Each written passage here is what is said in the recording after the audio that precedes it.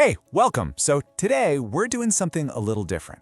We're going to crack open a seriously gripping psychological thriller, but not just for the suspense. Nope. We're looking for the powerful, practical life lessons that are hiding inside. I mean, think about it. Can a thriller really change how you see your own life? We usually pick up these kinds of books for an escape, right?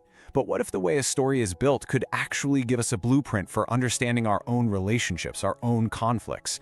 Well, that's exactly what we're going to dive into today. And the book we're putting under the microscope is His and Hers by Alice Feeney. The plot is just pure classic thriller. A BBC News reader named Anna Andrews goes back to her hometown to cover a murder, but it turns out the case is all tangled up with her own past, and get this, the local detective on the case just happens to be her ex-husband. And this is where it gets really interesting. The whole story is told from two totally conflicting points of view, his and hers. Both of them are absolutely convinced that their version of the past is the one and only truth, and it creates this incredible web of secrets and lies. You know, this isn't just a clever trick to move the plot along, it's a perfect mirror for the kinds of conflicts we all face every day. So, let's start peeling back the layers of this mystery. Because if you look past all the suspense, this book is basically a masterclass in human psychology. It reveals some critical truths about how we deal with the world and with each other. The first big lesson is all about the power of perspective. This book just hammers home the idea that the truth is almost never simple. Anna and her ex remember their shared history in completely different ways, and you can see how that colors every single thing they do and say. It's so true to life, isn't it? In an argument, we get so wrapped up in our version of what happened that we don't even stop to consider the other side. Just acknowledging that another valid viewpoint even exists, well, that's a game changer. Next up, the book does an incredible job of showing us the real impact of unresolved trauma. For the main character, Anna, these buried memories from her childhood are constantly messing with her decisions and reactions as an adult. It's this huge lesson that the past doesn't just, go away. If we don't face it, it will find a way to grab the steering wheel in our present. And of course, it wouldn't be a thriller without a healthy dose of obsession, right? The story is a massive warning sign about what happens when a normal, healthy attachment crosses the line and becomes a destructive fixation. And it's not just one character, it's several of them. It's a really powerful lesson in spotting the signs in our own lives when maybe we're having a little too much trouble letting something or someone go. And if there's one thing this book screams at you, it's this: you can't outrun your history. The characters who try to bury their secrets and pretend they don't exist, they're the ones who end up suffering the most. Real growth, real change, it only starts when you have the guts to turn around and face whatever's been chasing you. You know, this chart visualizes that whole journey perfectly. See that? On one side, you have avoidance, burying past issues, and look where that leads: high anxiety, high stress.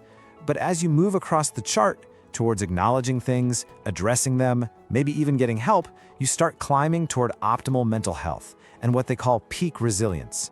The characters in the book are basically living out this chart, for better or for worse. Okay, so we've seen the warning signs. We've identified the problems that the book brings up. But how do we actually turn these cautionary tales into something useful, something constructive? Let's break down how to build a toolkit you can actually use in your own life. All right, let's get practical. This next section is all about action.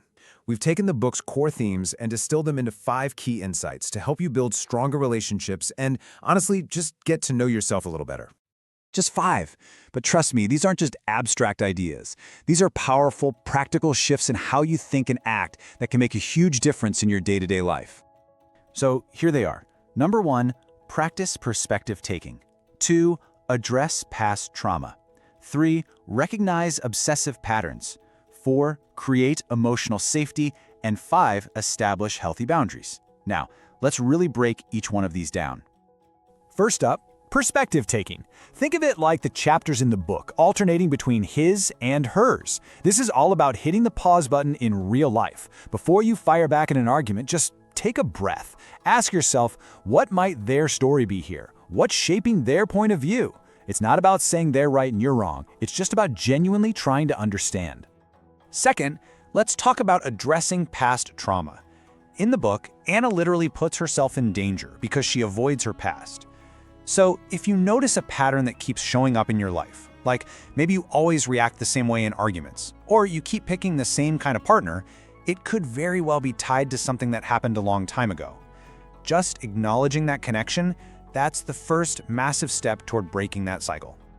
Okay, number 3, recognize obsessive patterns. Now, this one takes a little bit of honest self-monitoring. A few characters in the book become really destructive because they just can't stop fixating on someone else. So ask yourself, do you find yourself replaying conversations over and over for hours? Or checking someone's social media constantly? Just noticing when you're doing it is the key. Once you catch yourself, you can consciously choose to put that mental energy somewhere else, somewhere better. Fourth on our list is creating emotional safety. The secrets in this book are like poison, and in real life, they're not much better. Trust is built on honesty, and that means having the courage to have those difficult conversations, using I feel statements instead of blaming someone, and really focusing on finding a solution together instead of just winning the argument. And finally, number 5, and this one is so important, establish healthy boundaries. Please remember, boundaries are not selfish. They are a form of self-respect. In the book, the total lack of clear boundaries between Anna and her ex creates constant chaos and pain. Knowing your limits and being able to communicate them clearly, even if it's just saying no when you need to, is absolutely crucial for your own well-being. Okay, so that's the theory. But how do you actually start doing this stuff? Don't worry, we've got you. We created a simple 1-week action plan to help you start building these skills right away. Seriously, think of this like a workout plan, but for your emotional intelligence. It's super simple, it's accessible, and it can be incredibly powerful if you just commit to it for 7 days. Let's walk through it real quick. Day 1, you're going to practice perspective taking. In any little disagreement, just pause and build that empathy muscle. Day 2 is past reflection. Grab a journal and write about one past experience that still gets a rise out of you. Day 3 is the obsession check. Just monitor your thoughts and practice redirecting your focus. Day 4 is a big one. Have one honest, necessary conversation you've been putting off. Day 5, boundary setting. Just identify one relationship where you need a better boundary and practice saying no. Day 6 is simple. Just check in with yourself 3 times and name the emotion you're feeling. And finally, day 7, you reflect. Which of these practices actually helped? Each day builds on the last, turning these ideas into real habits. So, we've dived into a dark thriller, we've pulled apart the psychology, and we've built a practical toolkit. After all that, what is the one core idea that you should really walk away with? This, right here, is the whole point. It's not about being perfect. It's about being brave enough to look at ourselves, to communicate honestly, and to respect ourselves and others enough to set boundaries. Emotional health isn't some destination you arrive at, it's a daily practice. And that brings us to one last question, just for you. Based on everything we've talked about today, really think about this. What is the one conversation you've been avoiding that could change everything?